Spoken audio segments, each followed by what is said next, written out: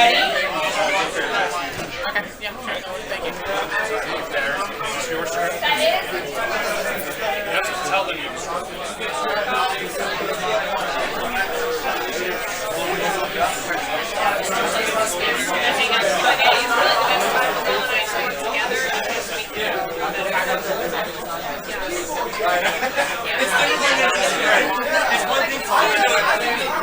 It's one thing talking to an LCD, it's another thing talking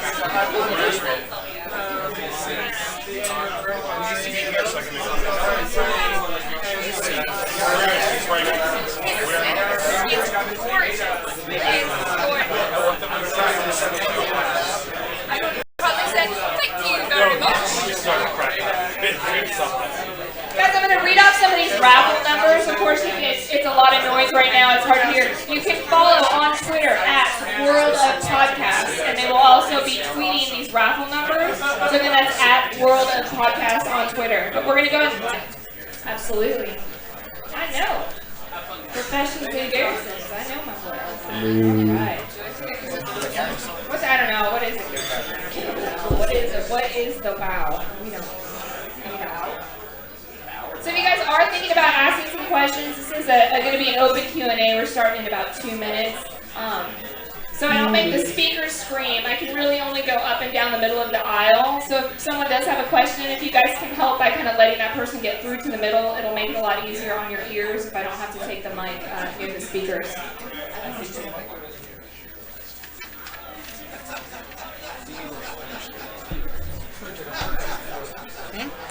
Somebody took a question over there. We have remarks. A wireless what? Oh, I know, but what am I going to do with 2 mics? No, for out there. Oh, well, then, I mean, Will ran away to the bar. So, Are we trying to understand how much? This is a family show. I'm not going to talk about woodchucking. What? Woodchucking is not family friendly? No, I don't know. Yeah, apparently woodchucking is too. Is that really a thing? Yes. Well, I mean, it's an animal. It's an animal. It's not a bird. How much wood can a dairy chuck chuck? Dairy chuck. Like I said, this is a family show.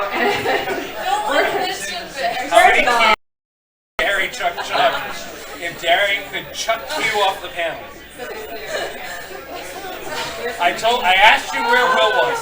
I asked where Will was because I wanted to not dairy. Oh no! What? You're in trouble. We're going to get started on this next panel. If you weren't here for the first one, hey guys, I'm Derry from Open Raid. If you've not heard of us before, we're a cross-realm raiding community.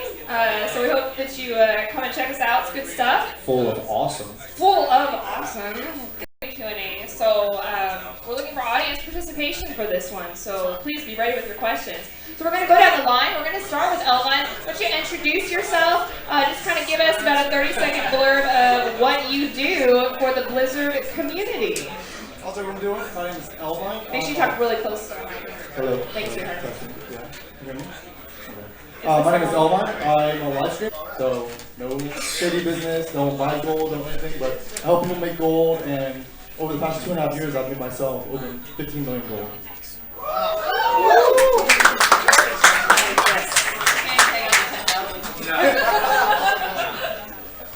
What's up, everybody? My name is Rilandune. Hi. I'm the host of HotScast, a Heroes of the Storm podcast, another podcast as well. I do a segment for those guys over there.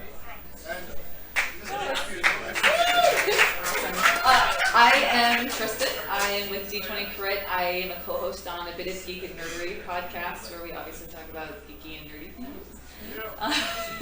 There are none of those here. You put up that will. No geeks here. I'm very confident that none of you are. Eating Stone.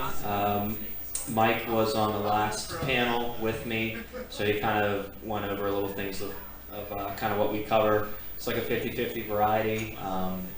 Mostly geek-centric type things, and we usually have a funny story or two. Mike's stories are ridiculous. You can probably tell from listening to him that he always has some funny stuff to say. Then the other 50% is always Warcraft. Bi-weekly show, the Meeting Stone. Awesome. I am Quori from Azeroth Pirate Radio, And I'm a co-host with that with Seraphis, and I'm also the artist and designer for everything World of Podcasts and Catalyst Gaming Media. Everything, all the things. I do all the things. All right. So because this is an open Q&A, let's just go down the line again, and I want you to guys see other games too. So we want to make sure that people know what questions they can ask certain panelists. So Elvine, what games do you currently play? I currently play World of Warcraft, of course, and I've been playing a lot of Heroes of the Storm as well. Awesome. Go ahead, Bill. I play almost entirely Heroes of the Storm. Also play a lot of Diablo 3. I suck at Hearthstone. Challenge me, seriously, you'll win. Play a little bit of StarCraft 2, and Welcome back. I play World of Warcraft. I've been playing since the South Park episode. Do you have the Sword of 1,000 Truths yet? Yeah, okay, yeah, I got it. We're good. And I play Diablo 3. I am worse than you at Hearthstone. Let's have a face off. We can figure this out. So rank 25 face off. I'm worse than both of you. Okay, we're gonna have to do a tournament of They're all invited. hold on. I gotta register that domain. Exactly. Worldoflosers.com. All right. Did you guys at least get your Hearth steeds? Yes. The mouse? Yes. I did. Okay, well then you can't suck that much. So Yeah, like won a couple 18 matches. tries. I lost 20 matches No, after that. I did not get my Hearth steeds. I started with Warcraft 2, played Diablo 2 for many years, and then Mike, my co-host, introduced me to World of Warcraft when he brought it up. We're real life buddies too, college roommates, and I've been playing that since 2005, and recently got into Hearthstone. I'm not much of a beta player, so That's it. Alpha. I'm sorry, Alpha. That's Get it together. So obviously, got a bit. We'll beat him later. We will.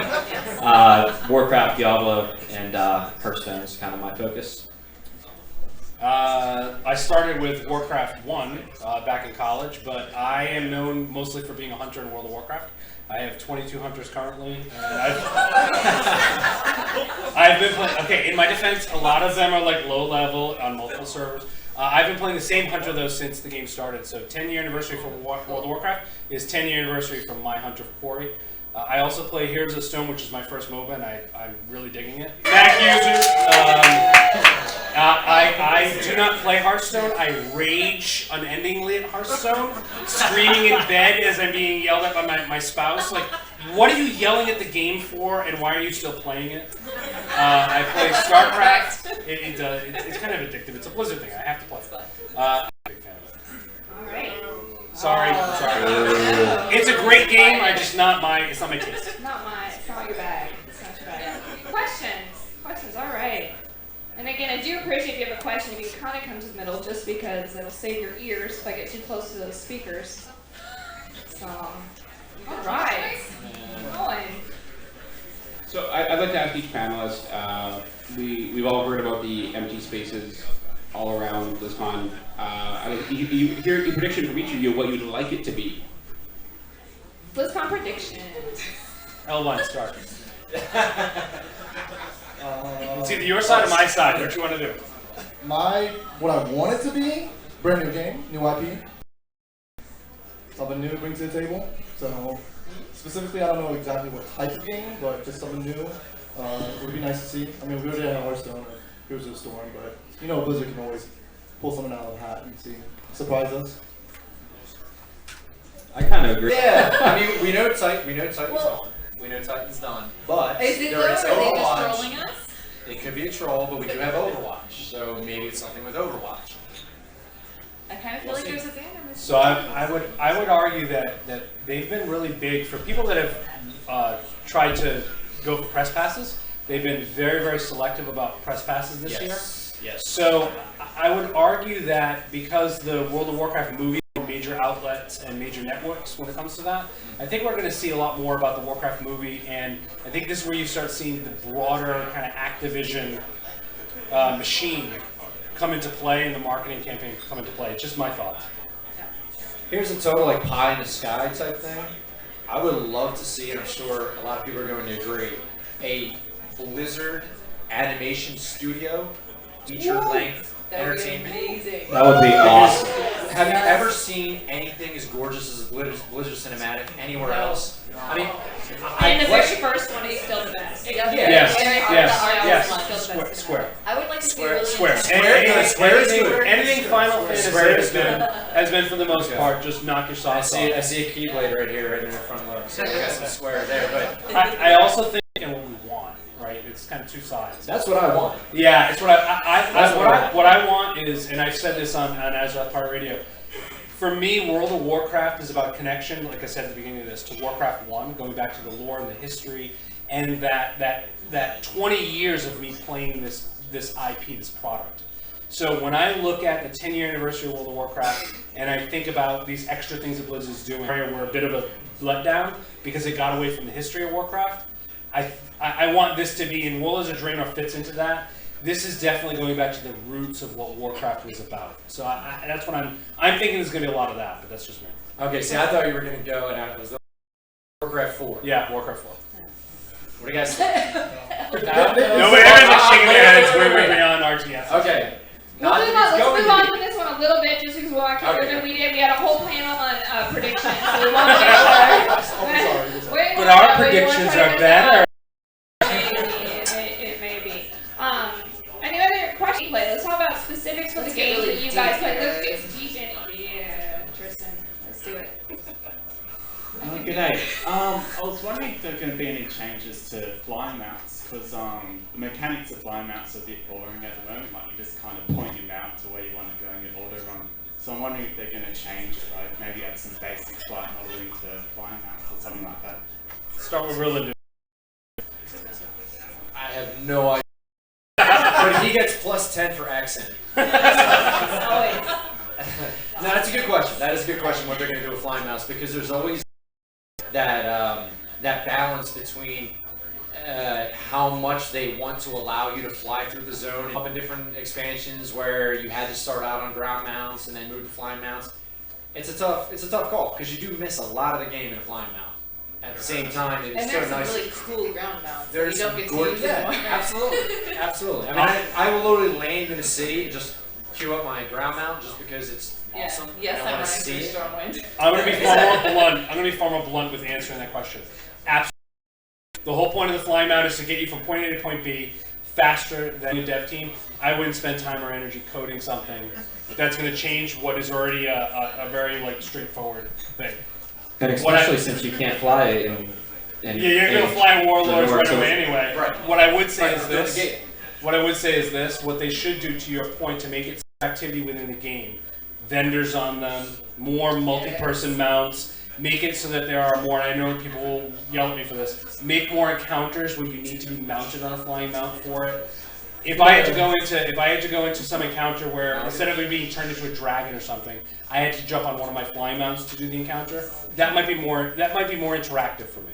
Yeah, what kind of effect is that going to have on gameplay, though, for a lot of I'm one of those people, right? That's a and problem. Didn't they just add a quest where you go through 50 rings or whatever, and then you get wings on your back? Yeah. They just added it, right?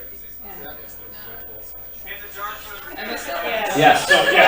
So the short answer is they'll keep the flying mounts are going away.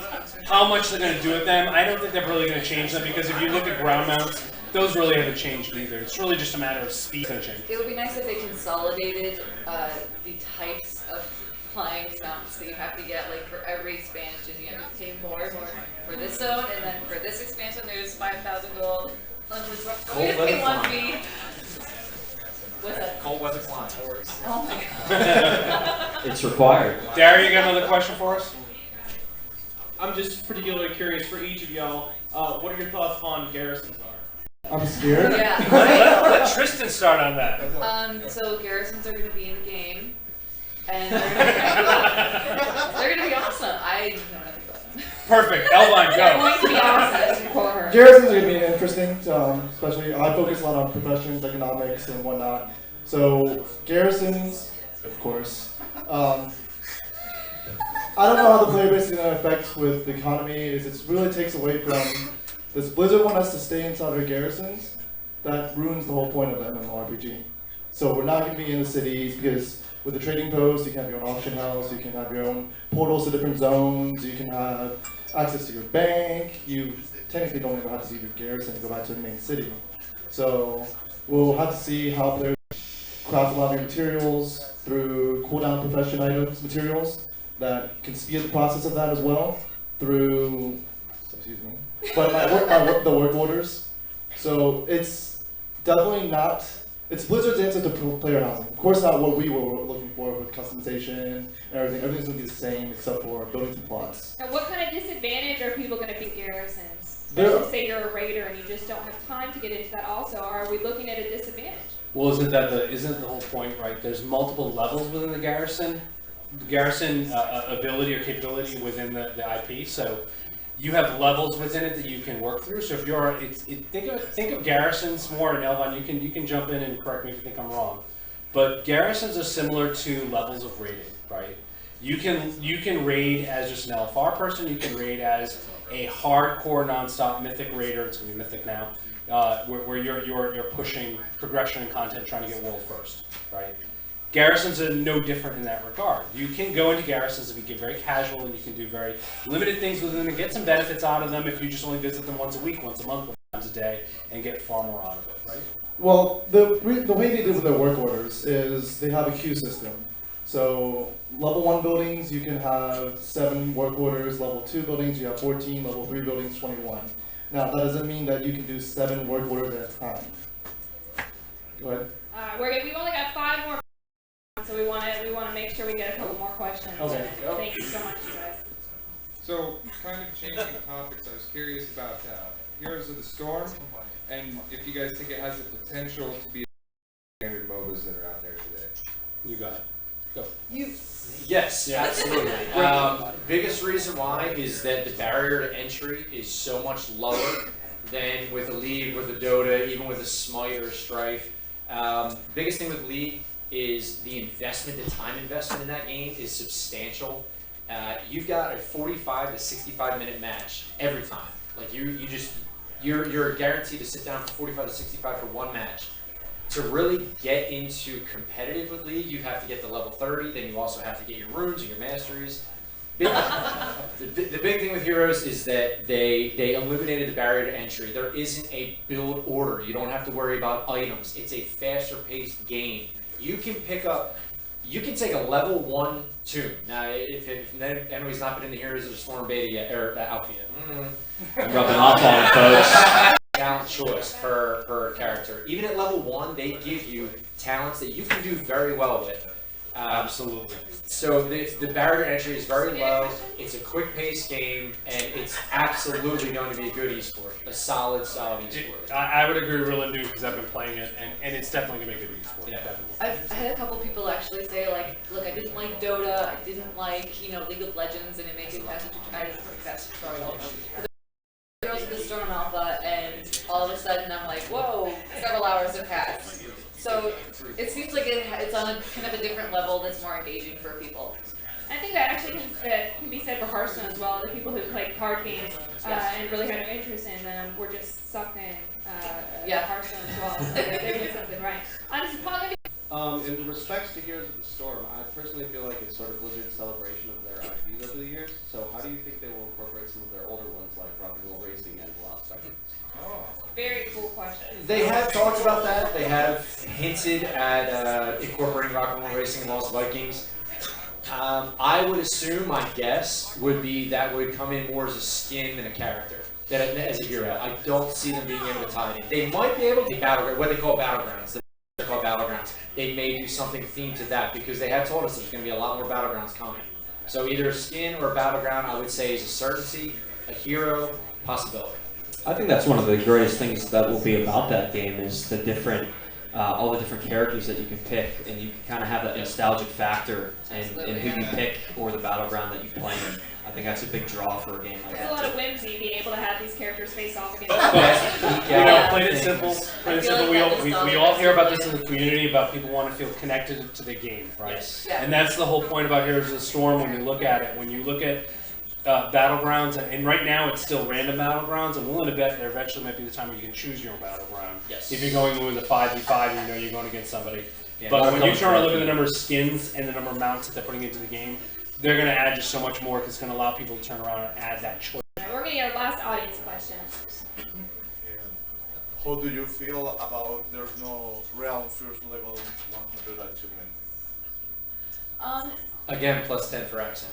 Right. Again, that question was about round first achievements being taken out. I'm okay with it, but that's because I don't usually get I've to never go got first. one. I never It's will always get fun to see one. who gets So- myself. So Seraphis and I, the past couple of times, we've raced for that together. We'll do it again It's fun to next race week. for, Yeah, we'll do it, and regardless of the fact that the achievement isn't there. Should I answer in an accent? So I need to use an accent to answer it. To make it better. Will it make it better for you? Yes. +5. So -10. it doesn't change the game. No, it was inconsequential for the game as it was. You didn't get like 100 achievement points for it, right? And even if you got 100 achievement points for it, it didn't really do anything for It's you. the bragging rights. Yeah, I think it was more the bragging rights thing, and I think if you look at a lot of the bragging rights thing, I always point out like DPS meters and bragging rights are on the same par with Blizzard. Pretty much bottom of the interested in it. They don't care about DPS meters or bragging rights. It's just not really. They weren't really legitimate first either. It's not Piggyback, really, yeah. Regardless of it having actually an official achievement, there's obviously third-party sites, WoW Progress. So Absolutely. We'll still be able to see who's done It's it. more just you do it for yourself or not. It's really what it comes down to. Yeah. And like you said, people are always going to pair up with their friends or their guilds, and it's still going to be a fun. And I'm just curious, is this gonna be like the Academy Awards? You can just like cut us off, the music will come on. I know, I need like a swell of music to come on. I know, we're on a schedule. Come on, I know. But the people like us. Or they like They love us. All right. Awkward silence. We have one fan. Someone in the back going, I'm done with you guys. So, thank you all for being here. Really quick, let's go down the line one more time. How can people keep in touch with you guys, whether it's your Twitch, your Twitter? How can everybody follow you? I can be found on Twitter, Elvine LOL, and on Twitch, Elvine Mod. You can find HotScast as HotScast on everything. Twitter, Twitch, Facebook, YouTube. Easy. HotScast. I'm kind of the same. My personal screen name keyword everywhere is not Isolde, because my name is Tristan, Isolde. And d20crit.com is where you can reach myself or any of my co-hosts or. Twitter's the best way. Bryan the Mage. It's Bryan with a Y, so it's a little different. So it's just at Bryan the Mage, or meetingstone.com. We check that frequently. So. Azeroth Pirate Radio on Twitter. You can find me on Twitter at QuoriWow, and you can also email me QuoriHunter@gmail.com because I'm going to start taking commissions for design work. Awesome. There you go. Nice. So everybody, please thank our guests for coming today and answering your questions. Thank you guys. You guys are